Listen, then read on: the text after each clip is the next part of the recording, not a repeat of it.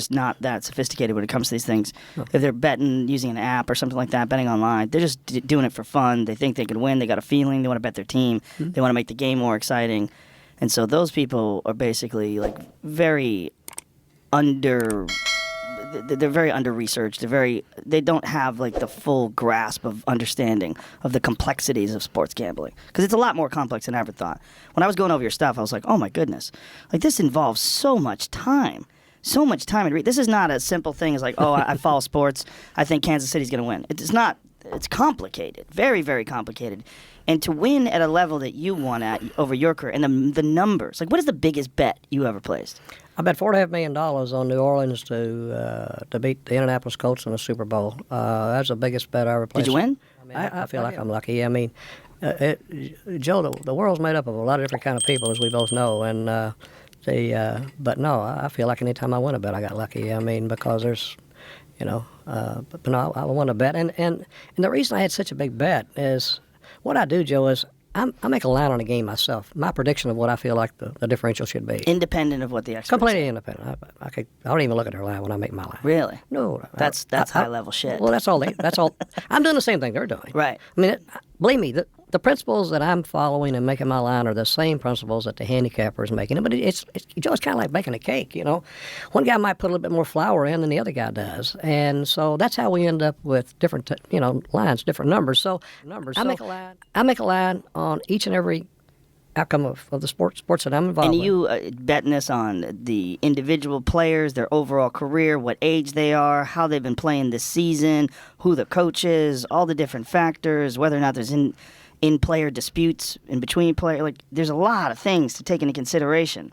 Again, I put it all in the book, and you're right, there's a lot of different factors that go into that. Some more important than others, but there's a lot of factors. And what happens is the larger the differential between the number they make and my opinion, the larger bet I make. There has to be a minimum of a certain amount of separation, or I won't make a bet. But the larger the difference is between my opinion and their opinion, the larger bet I make. So I'll just give you a rough example. Let's say the NFL.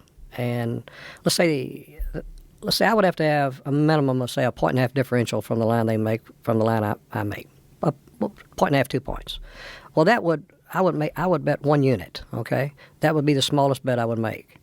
But for each half point, so if I made the line on a game 6 and they had it 8, I would bet 1 unit. If they made it 8.5, I would bet 2 units. If they made it 9, I would bet 3 units. If they made it 9.5, I would bet 4 units. If they made it 10, I would bet 5 units. Well, the New Orleans game you asked me about, which I couldn't believe, was a Super Bowl game. And this type of year, we never get this kind of differential. But I had like a 7-point differential between the line I made and the line they made. Really? They made Indianapolis 7, and I thought the game should be pick 'em. And when I saw the line, I couldn't believe it. I went back. I said, well, maybe I haven't made a mistake here. I went back, redid it. No, pick 'em. So that's how I ended up with such a large bet. When you go through something like that, how much time are we talking? Like if you're placing a $4 million bet on a Super Bowl game, how much time are you researching? We can have the line on the next game within 6 hours. It's not a problem, or less.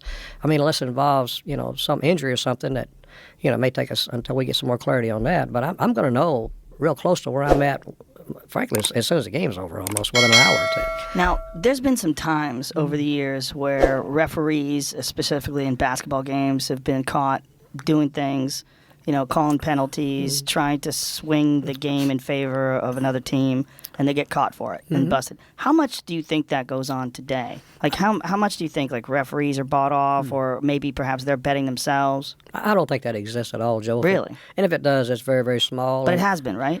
Things have happened in the past, but you know who uncovered each and every one of those? Gamblers. People betting sports and bookmakers. They're the ones that made law enforcement aware of these things. Because at the end of the day, whether you're a casino or whether you're a bettor, the integrity of sports is the most important thing in the world to you. A good thing about what's going on today, there's probably more transparency in betting today than there ever has been. All of the legalized gambling that's taking place, they have everyone's account information. They know everything you're doing. And the other thing about betting on sports, Joe, unlike, say, Wall Street, it is a small market, much, much smaller market than Wall Street. So if you go out and you make a sizable bet in sports, the line's going to move, and it's impossible to hide it, okay? Now, there's people such as myself, and I'm not the only one. There's a lot of people in the sports business. If they see a line on a game move a half a point, or whatever, they know.